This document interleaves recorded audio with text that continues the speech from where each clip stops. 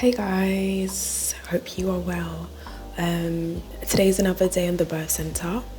So yesterday I had 3 births, as you know. It was an amazing day. I didn't have a great night. I wasn't feeling too great. I even called 111 at a point. And I wasn't gonna come in today. But when I eventually woke up, I felt better, and I thought, let me not waste any shifts and stuff. So I came in. But I was quite late, but they understood anyway because I worked with some of the midwives who were here yesterday. So yeah, so far the shift is okay, like not as busy and not as much as yesterday. But all that's happened so far is that I've had an early labourer come in from delivery suite triage. And I was like, oh, okay. I thought when someone's in early labour, you send them home. But if the person declines, they can stay in it. So this woman was said to be 2 centimetres upon examination. Actually, before that, so I'd done her observations. I'd done the baby's heart rate, and her blood pressure was coming up as high. But I realised it was either during a contraction or just after a contraction. So I waited till she was quite calm and did it again. She was contracting a lot, 4 in 10, but they were short lasting and her uterus was rested well between the contractions. So she's not really in established labour, I would say.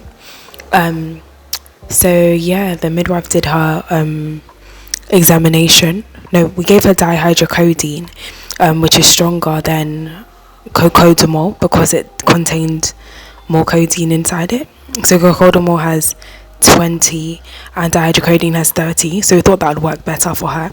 But she was still distressed and she was asking for more pain relief, so we had to wait an hour, and then we discussed pethidine with her, which is an intramuscular injection. With this midwife, I actually gave it to the woman in her bum, not her leg, because she was like, oh, she thinks it's mean to give intramuscular ones in the leg because it's quite painful. It's much more painful than doing it in the bum, innit? So yeah, and I don't mean like the buttocks, like the side of the bum, if that makes sense. It's still intramuscular. Yeah. So yeah, that's happened so far. So the new guidelines for someone who's in early labour and who's here is you just reassess them every 4 hours. So not a VE every 4 hours, like only if there's an indication for a VE, but reassessors and do their obs, check baby's heart rate, and that's literally it. So now I'm about to get my laptop out and do some work on my dissertation. I wanted to go down to delivery suite and see what's happening there, but I think I might do that a bit later after my break. I don't offend anyone, but you know, I need to have good shifts, so yeah. Anyway, I'll keep you posted of what else happens today. So now the woman she's currently calm, she's lying down, she's resting between the contractions, and it's all because of the pethidine. So it's pethidine mixed with cyclizine, which is anti-sickness, so that it doesn't make her sick. Hey guys, so the shift got a bit busy, but I'm going to give you a quick rundown of what happened. So basically, I must have just been somewhere doing something else, and then I came to check on my lady. I came to do her observations as well because we were doing these every 4 hours and she wasn't there. So the midwife had run a bath for her, and she was in the bath and using water immersion for pain relief. And then basically, yeah, that was happening. The midwife had brought her something in a syringe and explained to me that it's Oromorph, and that with new guidelines, this is my trust, doesn't apply to all trusts, but in early labour, you can give a lady Oromorph. Oromorph is a controlled drug, so this needs to be prescribed by the doctor. I mean, it's a controlled drug, so it's locked up, but also needs to be prescribed by the doctor anyway. So the doctor prescribed it. She went to go and check it with another midwife, and then they signed the book, and they also had to sign on the computer as well, and then together they would have to confirm the lady, check if the lady has any allergies, go over whether it's the right dose, right person, and all of the right thingies, majiggies. I'm so tired, I can't remember it all now, but in the moment of course I would. Yeah, so then sorry, I know it's dark now. Yeah, so yeah, gave her the Oromorph, let her stay in the bath, and just use the water as for pain relief as well. And then we actually went on our break and handed over to another midwife. So whilst we was on our break, the other midwife examined her and found that she was actually 4 centimeters. Or she was saying 3 to 4. And obviously, I don't know if I mentioned before, but this lady had really wanted the epidural, but she was too early in the stage of labor to get the epidural. So now at this point she can get it. I hadn't been able to do her observations before because she was in the bath. So I bought the Dynamap and I was going to do her observations, and she was using Entonox for pain relief and screaming, like the pain was a lot. She couldn't cope. She just wanted that epidural. So basically I spoke to the labour ward and they got a room ready for us, and I told her we're going to be going downstairs to the labour ward, so we need to get her stuff ready. I got a wheelchair, and it took a very long time to get her onto the wheelchair because she was in a lot of pain. As soon as she got to the wheelchair, this woman started throwing up so much. But even when a woman vomits, it's kind of a good sign because we know that she's progressing. I don't know why.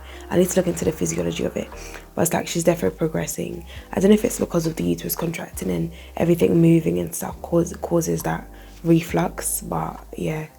So yeah, we cleared everything up, got her sick bowl and everything, and we made our way downstairs. So before a woman gets an epidural, she needs to have a few minutes, or well, I think there's a guideline on it.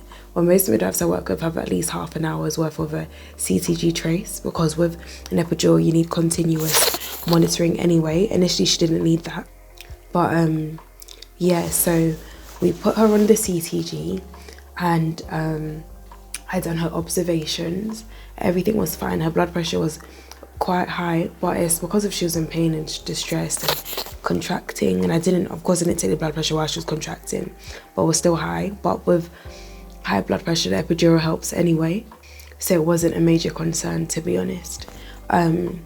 So yeah, she was on the trace. We got the anaesthetist to come and do it, and basically for the epidural, a woman has to sit in a particular way. So we have to make the bed flat, and she has to sit facing the opposite side of the anaesthetist, so the anaesthetist can get to her back, and her bum needs to be right as far back as possible, so the anaesthetist can get to her back. So with this position, and then she also has to hunch her shoulders forward like that. So with this position, and trying to monitor baby is very difficult. So I was holding onto the transducer the whole time. So we had the baby's heart rate whilst it was happening, and she was so distressed. She was using the Entonox, and we had to keep telling her to stay still, because obviously one of the effects of epidural is paralysis, or not even all the side effects. If you don't stay still, it can go in the wrong place. So yeah, anyway, she had the epidural. All was good. We started doing her blood pressure monitoring, because the epidural can cause your blood pressure to really drop. So after an epidural, you have to make sure you check blood pressure. So we checked her blood pressure every 5 minutes, and then we moved on to every half an hour. And yeah, we sorted out everything we need to do. So we had to be checking her blood pressure. We had to be checking the block level. So we use a cold spray to check where she can feel the epidural. And it's based on the spinal cord, the lumbar vertebrae, the thoracic vertebrae, and there's a whole diagram of it. And we go basically above, so she should be able to feel like above the breast, and then it should be so she should feel that the spray is very cold in that area. And as the epidural gets, as you spray lower and lower and lower down to her legs, it shouldn't feel as cold, or she might not even feel it at all. So that's a sign that the epidural is working well. So we have to check this every hour. And with the epidural as well, you also give fluid, and with all her vomiting, she was quite dry. So we gave her fluid. She had a bag of Hartmann's. So with the fluid, we also need to do a fluence balance chart and check that every hour as well. So it was just getting on board with all of those stuff, and obviously conducting C.G analysis every hour too. So yeah. The midwife wanted to put a stand clip on, so we have like better monitoring on baby.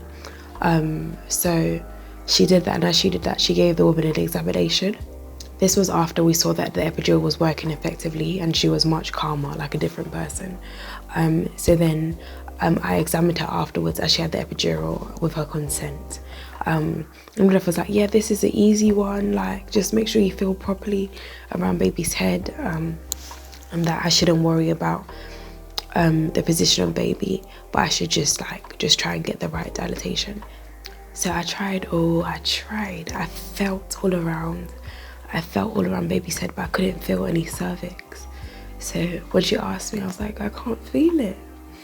And it's not that I was trying to say the woman was fully, I just generally couldn't feel the cervix. And she said there was a little bit on the side, and it was fully effaced. So literally like fully effaced and no length. It's not 1 centimeter, 2 centimeters. It's fully effaced. It's thin, paper thin. Because of the little bits that she felt on one of the sides and at the back, she said that the woman is 8 centimeters. So yeah, the lady was 8 centimeters. So her next examination would be at 10 o'clock when my shift is finished. If she was a multip, like I would have been like, I'm staying, I'm going to deliver her baby. Because she's a primate, which means it's her first baby, it's probably going to take a bit longer. So after that next examination, if she's fully dilated, they'll give 2 hours for the baby to descend more, and then they'll start with pushing. And yeah, she'll have about an hour and a half to do the pushing, and yeah, that's about an hour to be honest. And if it's seeming like there are changes and it's effective, they'll give her half an hour more. But yeah guys, so I'm kind of rushing because I'm tired, I'm working tomorrow, but that was the lowdown of today, and hopefully tomorrow's a great shift. I didn't get a birth, but I'm still blessed because yesterday I got 3 births, and I learned more about care, early labor care, because I actually didn't know much about it, to be honest. But yeah, bye.